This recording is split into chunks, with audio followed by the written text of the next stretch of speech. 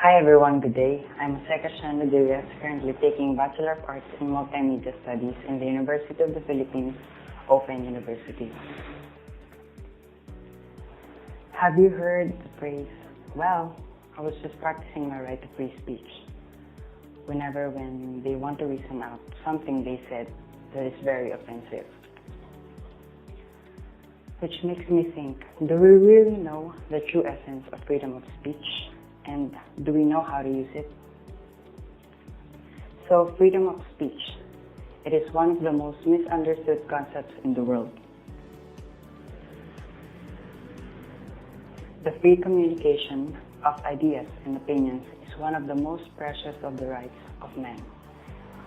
Every citizen may accordingly speak, write, and print with freedom, but at the same time shall be responsible for such abuses of this freedom.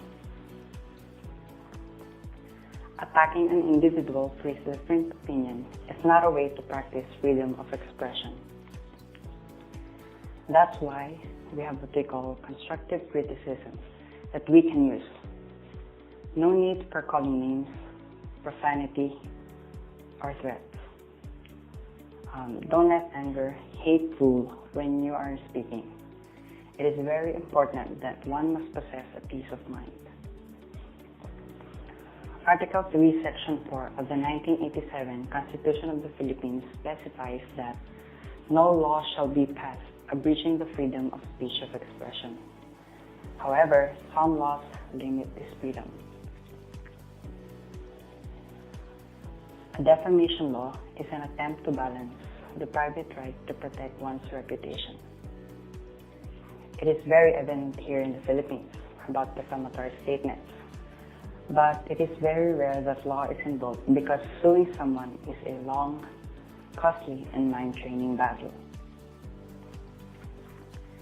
Some say our national pastime is basketball. Well, actually, it is gossiping. This is evident in the number of celebrity gossip shows on air, and how the president's country's love life is more important to Filipinos than its economic policies.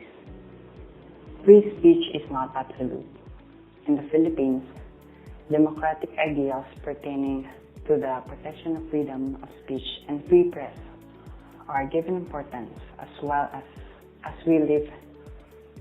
This is clear enough to say that the people are entitled for the right to free speech and free press, whether it may be to express someone's opinions or grievances towards the government as part of the practice in democracy, or simply to live in a society that allows the exchange of knowledge and opinions. In the information age, Filipinos have been enjoying and gaining the benefits of free and open discussions and exchange of ideas that happen outside the borders of race, time, geographical area because of the internet.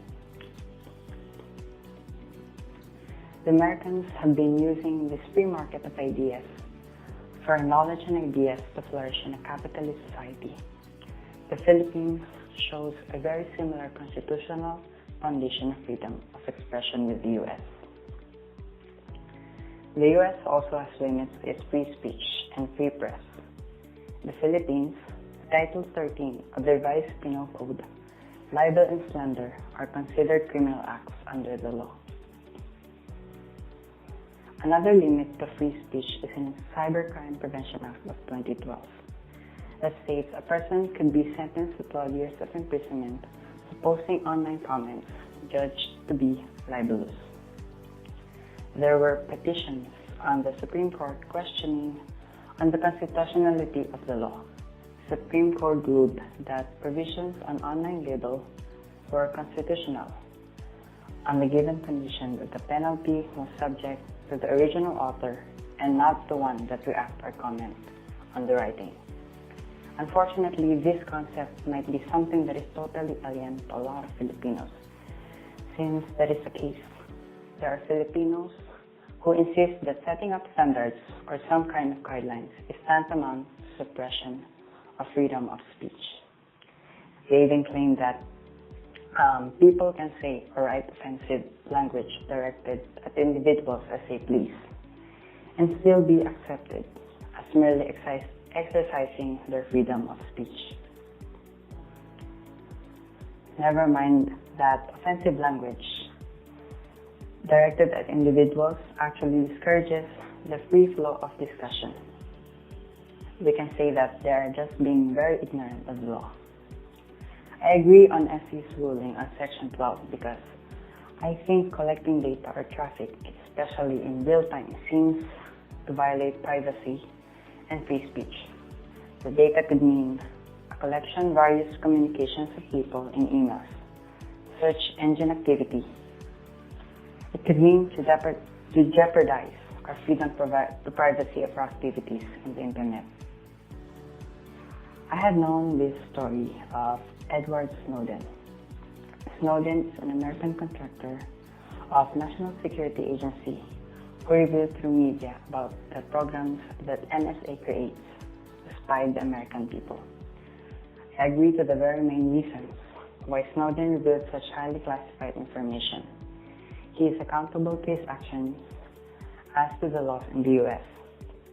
But in the light of his revelation was a tragic reality of how our communication systems can be very vulnerable. It can be hacked. Our rights are important as much as our awareness of the wrong things that happen each day. Sometimes we don't have an idea about. Free speech is widely discussed and tackled. The limits are there in our law, but the problem is, how are we going to bring awareness to these limits with respect to imposing the law on people, like in hate speech in the internet? So for me, if one person stands up against people that overly uses their privilege in free speech to humiliate people by way of insulting language and both, we have to acknowledge that there can be possible consequences for what we say.